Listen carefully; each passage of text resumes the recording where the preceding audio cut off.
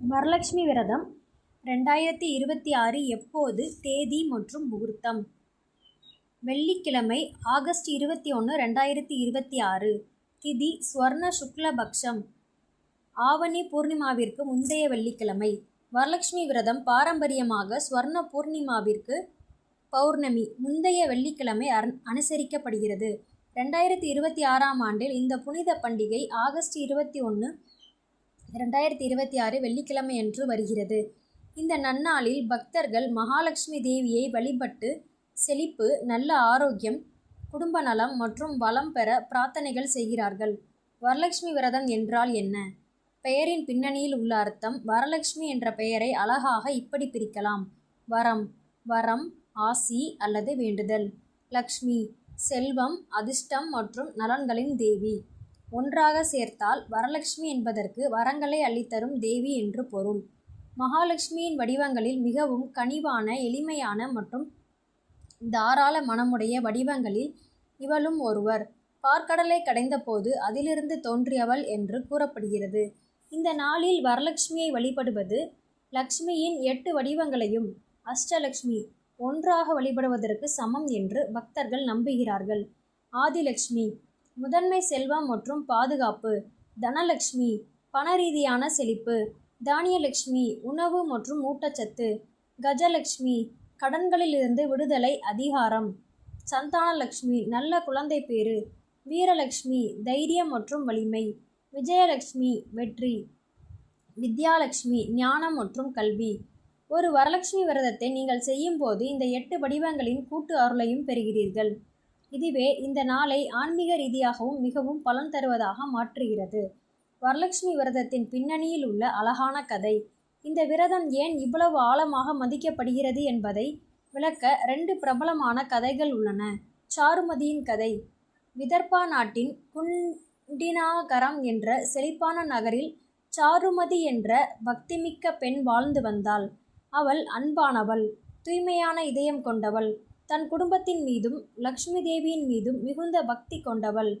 அவளது அசைக்க முடியாத பக்தியால் மகிழ்ந்த லக்ஷ்மி தேவி ஒரு இரவு சாருமதியின் கனவில் தோன்றி ஸ்வர்ண பூர்ணிமாவிற்கு முந்தைய வெள்ளிக்கிழமை ஒரு சிறப்பான விரதத்தை செய்யுமாறு அன்போடு கட்டளையிட்டாள்.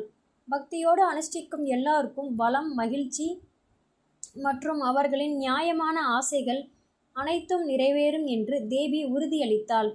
சாருமதி இந்த தெய்வீக சக்தியை தன் கிராமத்து பெண்களுடன் பகிர்ந்து கொண்டாள். அவர்கள் அனைவரும் சேர்ந்து முதல் வரலட்சுமி விரதத்தை மேற்கொண்டனர். விரைவில் அவர்களோடு வீடுகள் செழிப்பு, அமைதி மற்றும் தேவியின் ஆசிகளால் நிரம்பின. அன்றிலிருந்து இந்த பாரம்பரியம் அன்புடனும் பக்தியுடனும் தொடர்கிறது. ஷியாமளாவின் கதை. மற்றொரு நெஞ்சை நெகிழ வைக்கும் கதை ராணி ஷியாமளாவை பற்றியது.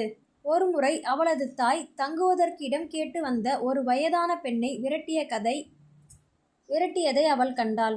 அந்த முதியவர் வரலட்சுமி விரதத்தின் புனித ஞானத்தை பகிர்ந்து கொள்ள வந்திருந்தார். ஆனால் ஷியாமளா மட்டும் அதே மரியாதையுடன் கேட்டாள். அவள் தன் நாட்டிற்கு திரும்பி விரதத்தை நம்பிக்கையுடன் அனுசரித்தாள். அவளது வாழ்க்கை செல்வம், நல்லிணக்கம் மற்றும் அருளால் செழித்தது. அந்த வயதான பெண்மணி உருமாறி அந்த லக்ஷ்மி தேவி என்பதை உணர்ந்த ஷியாமளா பாலா தன் தாயையும் இந்த விரதத்தை செய்ய அழைத்தாள். அதன் மூலம் அந்த குடும்பத்தின் இழந்த பெருமை மீண்டும் அழகாக மீட்டெடுக்கப்பட்டது. இந்த கதைகள் நமக்கு ஒரு காலமற்ற உண்மையை நினைவூட்டுகின்றன. பக்தி, பணிவு மற்றும் நம்பிக்கை ஆகியவை ஒவ்வொரு கதவையும் திறக்கும். மேலும் லக்ஷ்மி தேவி ஒருபோதும் தூய்மையான இதயத்தை புறக்கணிப்பதில்லை. வரலட்சுமி விரதம் ஏன் இவ்வளவு முக்கியமானது? வரலட்சுமி விரதத்தை மேற்கொள்வதன் மூலம் உங்கள் இல்லத்தில் 8 அசாதாரண ஆசிகள் கிடைக்கும் என்று நம்பப்படுகிறது. தனம், தானியம், ஆரோக்கியம், சம்பத்து, சந்தானம், தீர்க்க சுமங்கலிய பாக்கியம், வீரம், கடன்கள் மற்றும் தடைகளில் இருந்து விடுதலை.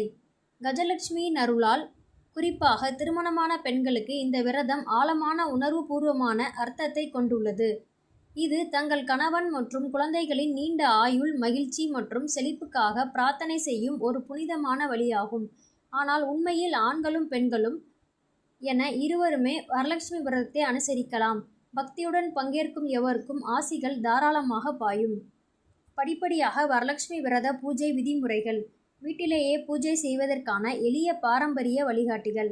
தயாரிப்பு முந்தைய நாள். வீட்டை குறிப்பாக பூஜை அறையை நன்றாக சுத்தம் செய்யவும். வாசலில் மாந்தலை தோரணம் மற்றும் கோலம் ரங்கோலி இட்டு அலங்கரிக்கவும். பூஜை பொருட்கள் கலசம், பித்தளை அல்லது செம்பு பாத்திரம், அரிசி, நாணயங்கள், வெற்றிலைப்பாக்கு, மஞ்சள், குங்குமம், சந்தனம், மலர்கள், பழங்கள், தேங்காய், மாந்தலைகள் மற்றும் கலசத்திற்கு உடுத்த புதிய புடவை அல்லது துணி ஆகியவற்றை சேகரிக்கவும். வரலட்சுமி விரதத்தன்று காலையில் அதிகாலையில் எழுந்து குளித்துவிட்டு பாரம்பரிய உடைகளை சிவப்பு, இளஞ்சிவப்பு அல்லது மஞ்சள் நிறங்கள் மிகவும் சுபமானவை அணியவும்.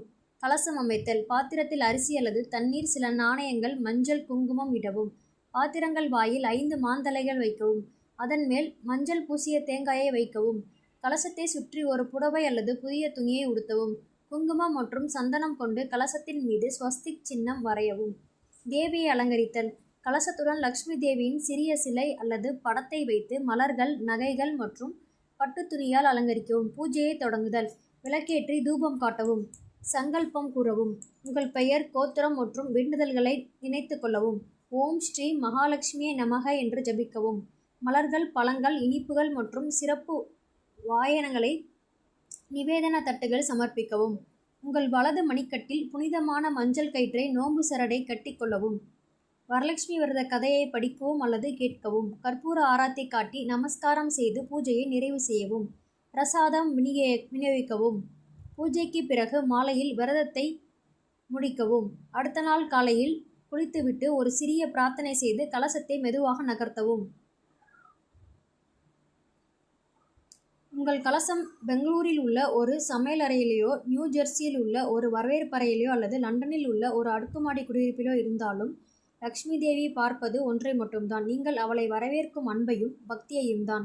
அவளை எப்போதும் பொங்கி வழியும் அருளோடு பதிலளிக்கிறாள்.